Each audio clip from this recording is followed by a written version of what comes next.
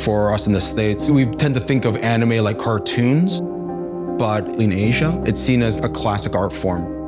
Every frame that's painted is original. It has all these unique touches made from a person. Because it is hand-drawn, anime takes a lot of time. Cars and anime. As soon as I heard those two things, I said, I want to take this job.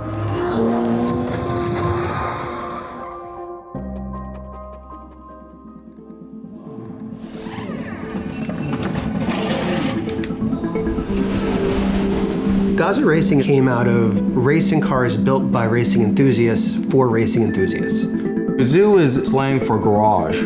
GR Racing, they do everything from rally racing, track racing, in Europe and around the world.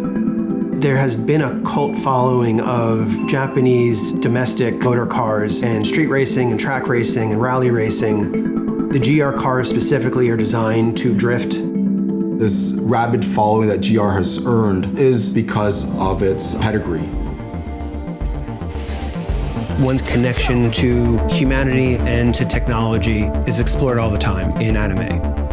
There's something liberating about the art form itself. You're able to tell these grander, deeper, bigger stories.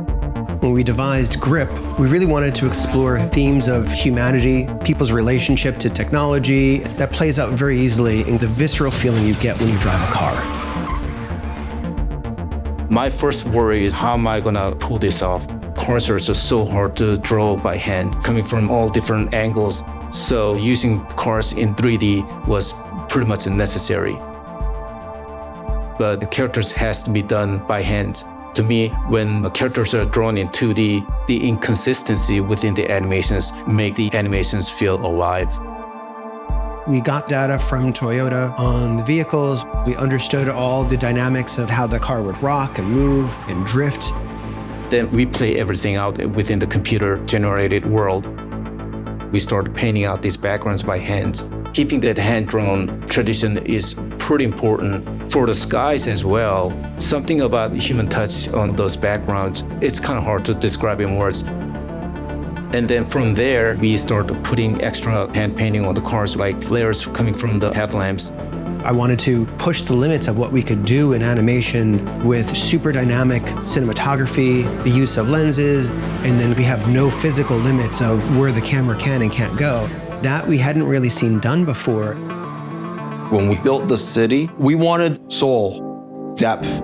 But when we were looking at the animatics, something was missing. We didn't know what it was, a level of authenticity. We chose to reach out to actual street artists who have produced actual street murals.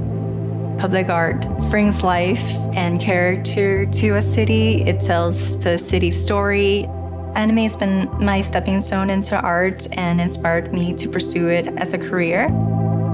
Getting to see one of the leads be Vietnamese is unheard of, because definitely in the 90s, most of the characters were anything but Vietnamese.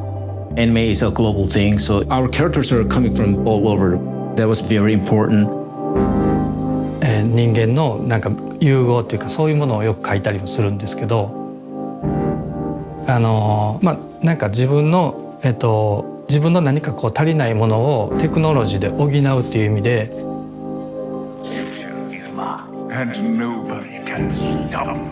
Artificial intelligence, technology, augmented reality. As human beings, we're struggling with how we're going to utilize all these tools and what our relationship to them will be.